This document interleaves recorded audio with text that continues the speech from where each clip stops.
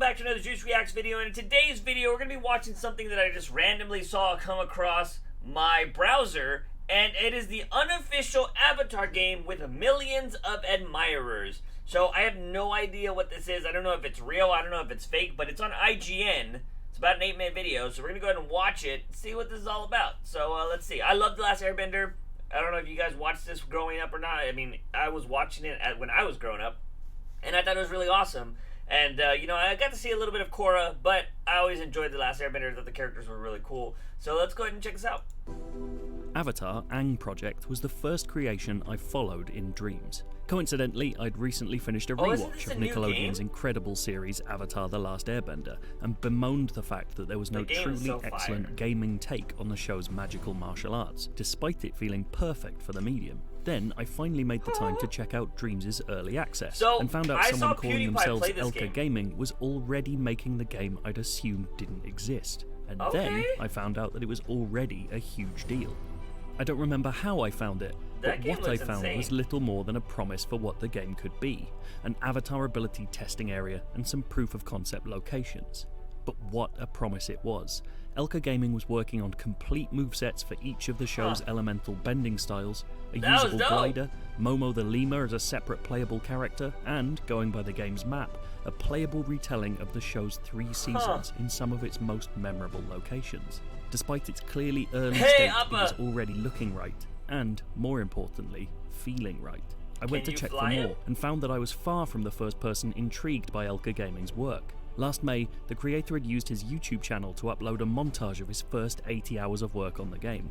As of right now, that video has 3.3 million views. The game itself is among the most thumbed up work-in-progress projects inside Dreams right now, with over 8,000 people registering their interest. There's a case to be made that this is among the most anticipated games being developed inside Dreams, and the man making it has no prior experience in game development.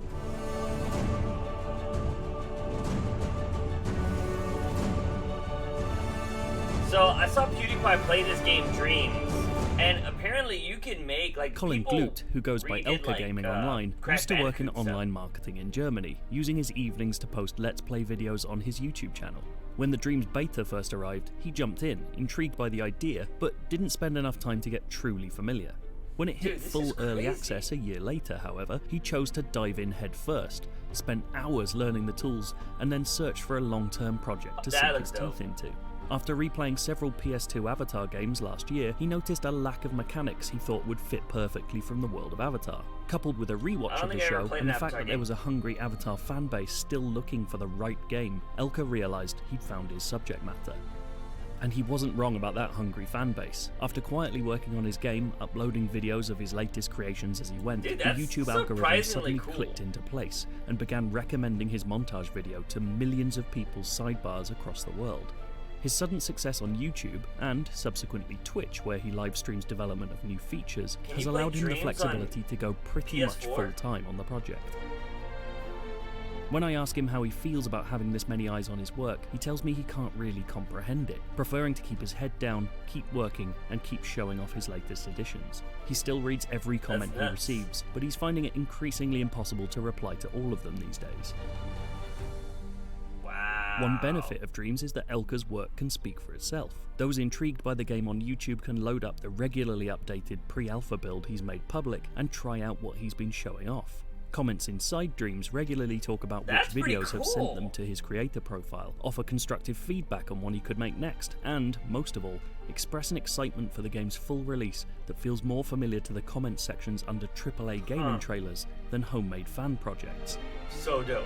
My mind is blown. So excited to see where this goes. The truly ludicrous thing is that Elka has no background in games development whatsoever. He tells me he can't code, draw, animate, model, or any technical skill associated with game development. The closest transferable skill he had going into Aang Project was an interest in art and design. But Dreams has allowed him not only to bypass that roadblock, but smash it down entirely. It sounds like a marketing pitch, but Elka's work bears this out. Someone with no prior experience is making the Avatar game of Avatar fans' dreams because of, well, dreams. Huh. That kind of gives me that kind of makes me want to see if I could design something. Elka's put around 700 hours into Dreams as he speaks to me, with the majority of that going into his game, as well as the background systems he's creating for it, which he uploads for others to use in their own creations. He has a lot more dev time ahead of him, saying he doesn't want to set a specific release window for the game, preferring to just finish it when he feels it's ready. He's loosely aiming for next year, but isn't feeling too much pressure to meet that goal right now. That's crazy. Perhaps the biggest question is what form this game will actually take when it's done. We know it will be a third-person action game at its heart, but the pre-alpha build understandably doesn't offer much of a sense of its structure. Right now, Elka is working on its moment-to-moment elements, how Aang controls, what abilities he has, and how the world interacts with him, but the more wide-scale ideas are very much in his mind. Elka tells me that the game will follow all 3 seasons of The Last Airbender series, having you play as both Aang and Momo, who you'll use to solve puzzles and fit into spaces that Aang can't. The idea right now is for the game to span 20 major locations from the show, starting with a tutorial level at the Southern Water Tribe and culminating in Aang's battle with Lord Ozai, leader of the Fire Nation. It's a game built from a love for the source material, offering the ability to relive it as authentically as possible, rather than an attempt to write fan fiction around it. Elka's goal is to make a game that translates the unique vibe of the show, allowing you to visit locations you recognise and explore them more thoroughly, while reliving specific events from the story. Some of the show's most recognisable elements will be in there along the way. Glider levels, the Avatar state, and many other nods and references. Most of all, Elka talks about passion. Passion for the show, and passion to do it justice in game form. He very much wants that to come through in the final product. Just the gliding thing looks nuts. I'd argue that that's coming through already. Elka has one understandable concern about his project: copyright. His hope is that, given he can't make money from selling the game, that the creators will look at his passion project as just that, a work of love, not commercial gain. While the inability to make money directly from the game should mean that Elka's free from official reproach, Media Molecule has made clear previously that it won't manually feature creations in Dreams that could be seen to violate copyright. Even without that support, the sheer weight of user interest has pushed the game to the upper reaches of several automated sections in Dreams' search tools, meaning it's a very visible project, and becoming really more visible by the day. Elka's clearly hoping that that visibility leads to a positive interaction with those behind Avatar, rather than a more difficult one with their lawyers. He's already tried to contact Avatar co-creator Mike DiMartino, but hasn't had a reply yet. He's also not shy to ask license holders to come his way if they want a game designer. Don't ask, don't get, after all. Like the millions watching his videos, and like me, Elka just wants an Avatar game worthy of the show he loves so much. I know I've said that a million times, he but happens to have the commitment and talent to potentially make that a reality. It's a game made by someone who clearly feels they know exactly what an Avatar game should do and how it should feel, born out of respect for the creators, a fan project in the purest sense. I can even feel that coming through in our interview. After an email chain full of long, well-reasoned responses, Elka adds a single final line written to the show's creators directly, seemingly added as a hasty afterthought. It says almost everything about the loving fan mentality behind his work.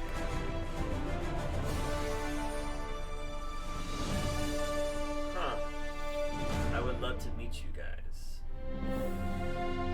If you want to see more from Aang Project, you can check out 12 minutes of gameplay from the game right now. Damn, he has 12 minutes of gameplay?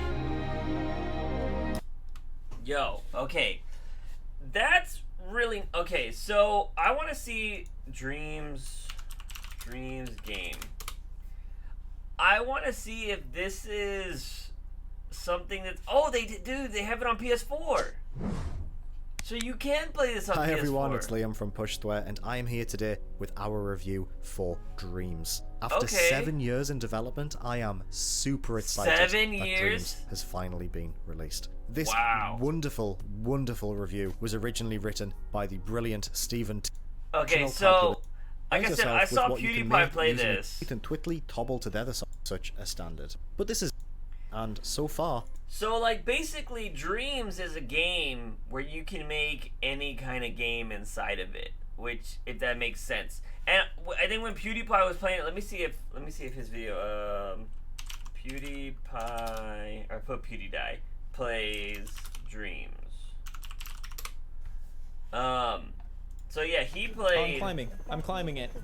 Yeah, he played, like, this big Godzilla game. So this was, like, a Godzilla game that he was playing, where you destroyed and ate, like, the universe and stuff. Like, And then you played all these other random ass games. But look at the content. Oh my, this is so satisfying. Like, you're just destroying Why do they call a it city a natural disaster? that he just made. Like a weird morph between Pikachu and Godzilla if they had a baby or something. So, like, he was playing some really cool stuff. And then he had, like, this car game. And I think they had, like Crash Bandicoot he was playing in this. Look at that. Look at how crazy this Crash Bandicoot is. Hooblicott. Like, right. It's pretty awesome. And then that's the first time I heard of Dreams. Look, somebody made a Zelda game in it. Why is it so foggy? I'll just roll.